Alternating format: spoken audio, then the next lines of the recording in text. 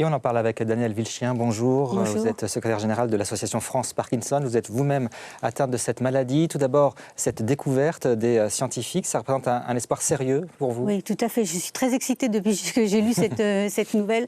En effet, tous nos espoirs à nous malades de Parkinson sont dans la recherche. Et toute avancée de la recherche, une vraie avancée, parce qu'on a beaucoup souvent d'éclats comme ça dans la presse qui font long feu. Et puis après, on s'aperçoit qu'en fait, c'était pas si génial que ça. Mais là, découvrir le vrai coupable dans la maladie de Parkinson, ça me paraît une avancée extraordinaire. Alors évidemment, l'espoir d'un traitement, l'espoir aussi des diagnostics alors, il ne faut pas précoces. s'imaginer que tout de suite, derrière, il va y avoir le traitement. En effet, on a découvert le coupable. Maintenant, il faut savoir pourquoi ce coupable est là. Comment il vient? Quels sont les facteurs qui prédisposent, ou génétiques, environnementales, etc. Il faut quand même encore que la recherche s'empare maintenant de ces progrès et continue. Donc, ce n'est pas le traitement demain. Mais c'est l'espoir du traitement. C'est l'espoir aussi de la détection précoce. C'est l'espoir de la prévention, peut-être, pour nos descendants. C'est formidable. Ouais, je suis tout à fait enthousiaste. Alors, vous êtes atteinte de la maladie de Parkinson, Oui. mais là, on vous voit. Vous êtes plutôt bien, pas de soucis apparents. Expliquez-nous quelle est au quotidien cette maladie. Oui, alors c'est une maladie, effectivement, qui est sournoise et qui prend différentes formes et qui est très différente d'un individu à l'autre. Dans tous les cas, en tout cas, elle est terrible. Elle est terrible parce qu'elle atteint progressivement tout ce qui est musculaire. Alors, on n'imagine pas, mais ça peut être aussi bien les bras, les jambes, la parole, la respiration, le cœur, enfin, tout petit à petit se déglingue. Et comment on s'en aperçoit? Voilà. Alors, vous, par exemple, quels ont été les premiers signes de Oui, la alors maladie? moi, c'était assez facile, en fait. Je me suis mise à trembler d'un côté, le soir, en rentrant du travail. Je me suis mise, là, je commence un petit peu à trembler, mais légèrement, parce que je suis stressée un petit peu. Donc, je me suis mise à trembler du côté droit, et j'ai cru d'abord que c'était le stress professionnel. Et puis, en fait, je me suis aperçue après des vacances que ça demeurait, et donc que j'avais certainement une Parkinson, parce que j'avais vu des collègues avoir cette maladie. Donc, j'étais, si vous voulez, déjà informée. Mais il y a des cas où c'est beaucoup plus difficile à trouver. On confond, il y a de l'errance thérapeutique.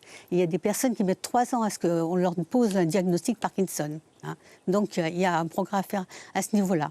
Alors, il existe des médicaments, Oui. mais le traitement est vraiment très lourd et vous avez des effets secondaires? Ah oui, terrible. Alors, c'est des médicaments. Heureusement que nous les avons. Je ne veux pas jeter l'opprobre sur ces médicaments. Mais d'abord, il faut les prendre. Ils sont très contraignants. Il faut les prendre plusieurs fois par jour, à des heures fixes, toujours les mêmes d'un jour à l'autre. Ne pas se tromper. En plus, ce n'est pas un médicament, mais c'est généralement une composition de médicaments différente au fur et à mesure de l'évolution du médicament. C'est vraiment le neurologue qui doit apprécier au cas par cas ce qui va pour son malade, qui est différent de tel autre malade. Donc on ajuste continuellement le traitement en discutant de ce qui se passe avec le neurologue pour être au mieux adapté. Mais si vous voulez, moi-même j'ai eu des effets secondaires importants de ces traitements. Par exemple, là j'ai failli faire une occlusion intestinale la semaine dernière, tellement les médicaments m'apportent des inconvénients de côté intestinal. Bon, mais j'ai un proche de moi pour qui ça a été beaucoup plus terrible encore, puisqu'il a voulu se suicider 4 fois à cause d'un traitement qui est finalement... puisque c'est des médicaments qui atteignent le cerveau, donc c'est toujours très... Oui, qui était peut-être mal adapté, mal dosé. Voilà, il y a les médicaments, voilà. Mais vous, pour stabiliser la maladie, vous faites du sport, de la kiné, ça c'est important aussi. Le traitement, c'est pas seulement les médicaments. C'est les médicaments, mais à côté, c'est un tout. Je crois que c'est aussi un comportement qu'il faut avoir vis-à-vis de la maladie. D'une manière générale, je crois que quand on combat la maladie, c'est vrai pour toutes les maladies, mais pour Parkinson en particulier, on a des effets positifs. Et le combattre aussi, c'est faire beaucoup d'activités physiques. Je m'efforce de faire 5 séances de kiné par semaine, assez longues. En plus, je fais de l'exercice chez moi, je marche autant que possible. Et quelquefois, c'est très dur parce que vous n'imaginez pas, comme je suis là, on ne le voit pas. Mais le matin, il faut que mon mari me pousse un peu du lit et je commence à marcher à 4 pattes. C'est à 4 pattes que je vais dans ma salle de bain et que je commence à faire ma toilette, vous voyez.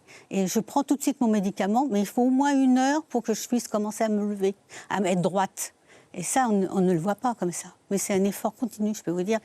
Et on sait qu'au bout du compte, malheureusement, les médicaments, pour l'instant, ne guérissent pas. Donc, au bout du compte, avec le temps évoluant, on est quand même de plus en plus rattrapé par la maladie et de moins en moins mobile. D'où l'espoir, justement. D'où l'espoir de enfin un médicament qui aille plus loin que les symptômes. Merci beaucoup, Danielle Vilchien, de Merci. plateau de BFM TV.